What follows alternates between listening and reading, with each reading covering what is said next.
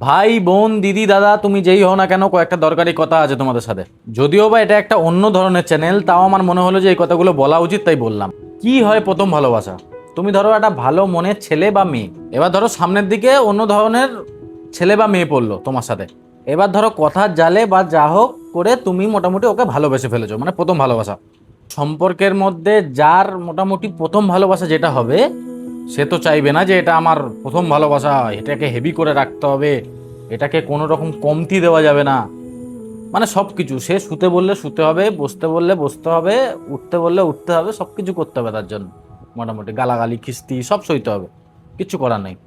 আম যেমনি চুষে খেয়ে নেয় কেউ, ওরকম ধরো তোমাকে পুরো চুষে খেয়ে নেওয়ার পর যখন পরবর্তীকালে গিয়ে তখন তুমি কিছু বলবে যে না তোমার এই জিনিসটা আমার ভালো লাগছে না, বা তোমার ব্যবহার ভালো লাগছে না, এটা ওটা, ওরা তো বলবে আমাদের কোনো ব্যাপারই না ভাই, তুমি যেতে পারো, তুমি আসতে পারো, আমাদের কোনো ব্যাপার না। আমাদের প্রথম ভালোবাসা তো ছিল না, এটা এটা তোমার ছিল প্রথম ভালোবাসা, তুমি বোঝো। ধরো তোমাদের সম্পর্কে 3 বছর হোক 5 বছর হোক হয়ে গেছে, ও যা বলেছে তুমি তাই করেছো, ও ওর সাথে শুতে বললে তুমি শুয়েছো, বা ও কোনো জিনিস চাইলে তুমি দিয়েছো, বা সব কিছু যা যা করা দরকার ছিল সব করেছো তার জন্য।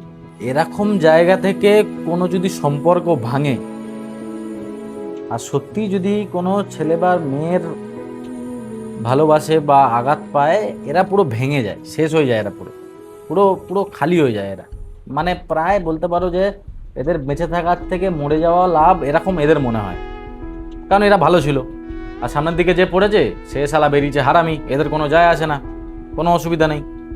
তোমাদেরও যদি ভাই বা বোন কোনো রকম এরকম সম্পর্ক থাকে, যে দেখছো সামনের যে লোকটা আছে বা মেয়েটা আছে এরকম খারাপ টাইপের কথা শুনছে না, বা এরকম বা উল্টোপাল্টা জিনিস করছে, বা কোনো রকম ভুলভাল জিনিস দেখতে পাচ্ছ, বেরিয়ে যাও ভাই, কোনো দরকার নেই। 4-5 বছর পর আমিও জানি কি হবে, আর তোমাদেরকেও বলে দিচ্ছি যে কি হতে পারে।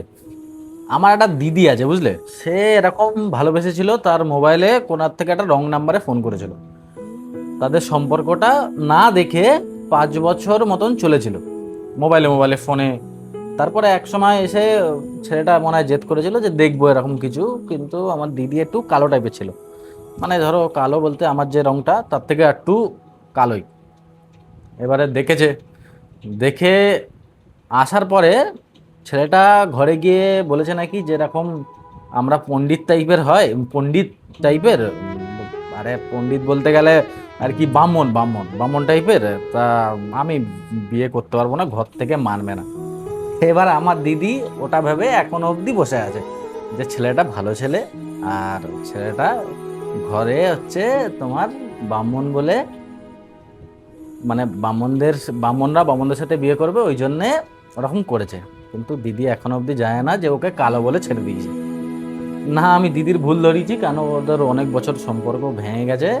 তারপর এখন আমার দিদি অন্য জামাইবাবুকে নিয়ে খুশি আছে, ঠিক আছে, সম্পর্ক মোটামুটি ঠিক আছে, ওদের ভুল ভাঙিয়ে আমার লাভও নেই কোনো আপাতত। আর আমার দেখো, আমার এরকম ভিডিও বানিয়ে আমার কোনো লাভ নেই, এটা একটা কমেডি টাইপের চ্যানেল বা রোস্ট টাইপের চ্যানেল, এরকম ভিডিও বানানো আমার কোনো লাভ নেই। কিন্তু আমার মনে হলো যে ধরো কোনো নতুন ছেলেপুলে বা যারা সবে সবে ভালোবাসতে শিখছে, ঠিক আছে, তারা যদি এরকম ভুল রাস্তায় চলে যায় 4-5 বছরের জন্য, এরকম বাজে জায়গায় চলে যায় যে যাদেরকে গালাগালি খিস্তি সব কিছু শুনতে হচ্ছে, এইগুলো এই জিনিসটা বেশিরভাগ মেয়েদের ক্ষেত্রেই হয়। এবারে তুমি ভাববে যে আমি কি করে জানি, ব্যাস জানি আমি।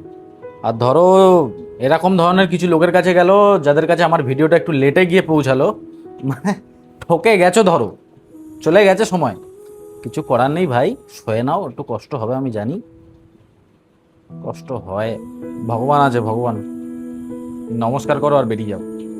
আর ধরো এরকম ভাঙা মনের কোনো মানুষ পেলে, এরা কি বলবো, এরা মানে পুরো ভেঙেই যায়, পুরো শেষই হয়ে যায়। এরকম ধরনের কোনো মানুষ পেলে ব্যাস তাদের পাশে বসো, ওদের কথাগুলো শোনো, তুমি সব বুঝতে পেরে যাবে ব্যাপারটা। এরকম ধরনের মানুষ প্রায় ভগবানের উপর থেকে ভরসা প্রায় উঠে গেছে, ঠিক আছে, এদেরকে আশাটা দাও যে না ভগবান যা করেছে ঠিকই করেছে, কিছু ভালোর জন্যই করেছে। আর এটুখানি আশা দাও যে আমি আছি, ব্যাস পাশে আছি তোমার।